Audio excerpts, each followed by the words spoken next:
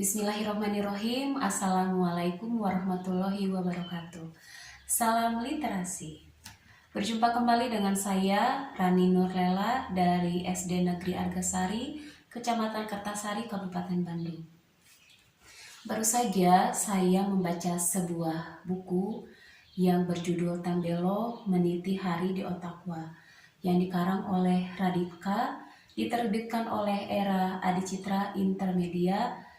Tahun terbitnya yaitu tahun 2008 dengan jumlah halaman sebanyak 134 halaman.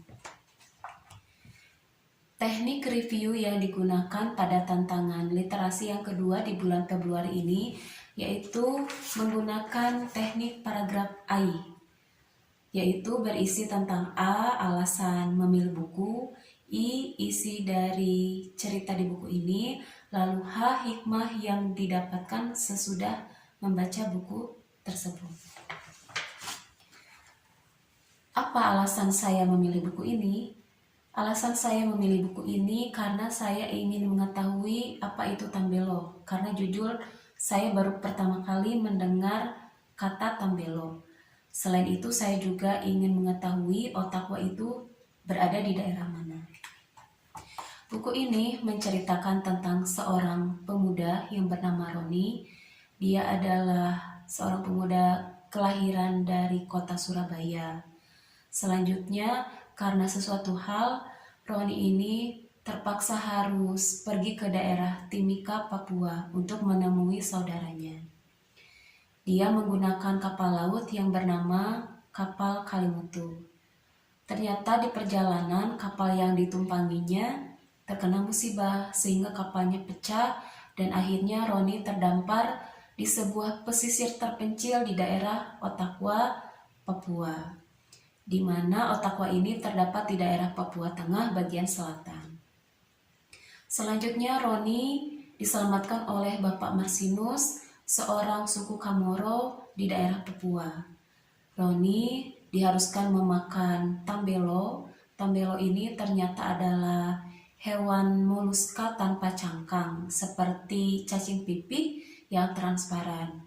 Ternyata tambelo ini sangat berguna untuk mempercepat proses penyembuhan pada luka. Setelah Roni sembuh, para penduduk suku Kamaro meminta dia menjadi seorang guru bagi anak-anaknya karena anak-anak di suku Kamaro ternyata belum bisa membaca dan menulis karena mereka berada di daerah pedalaman.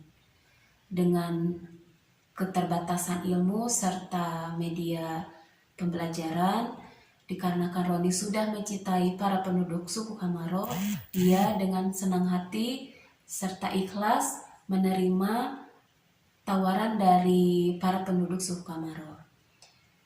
Di daerah Otakwa ini, Roni belajar tentang apa itu kejujuran, apa itu keikhlasan, apa itu hidup sederhana, serta menghargai perbedaan suku, bangsa, dan agama.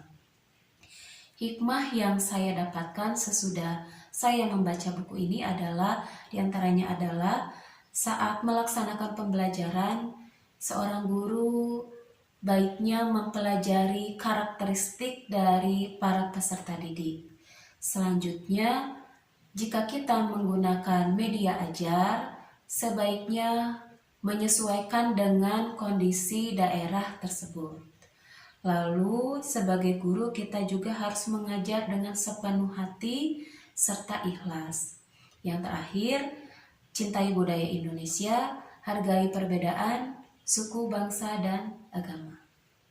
Demikianlah review buku yang berjudul Tambelo Meniti Hari di Otakwa dengan menggunakan teknik paragraf AI. Semoga bermanfaat bagi semua. Jangan lupa mengajarlah dengan hati dan berdedikasi tinggi. Sampai berjumpa di kesempatan selanjutnya, di tantangan selanjutnya. Wassalamualaikum warahmatullahi wabarakatuh. Salam literasi.